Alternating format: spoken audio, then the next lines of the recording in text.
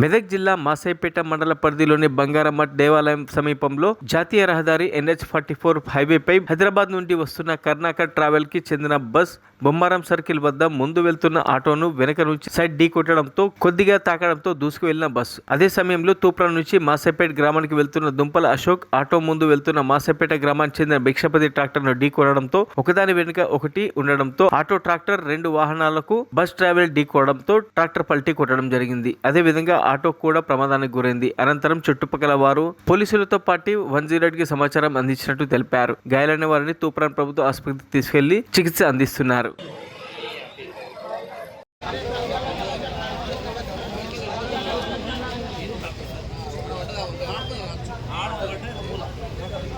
మరిన్ని అప్డేట్స్ కోసం మా ఛానల్ని సబ్స్క్రైబ్ చేయండి.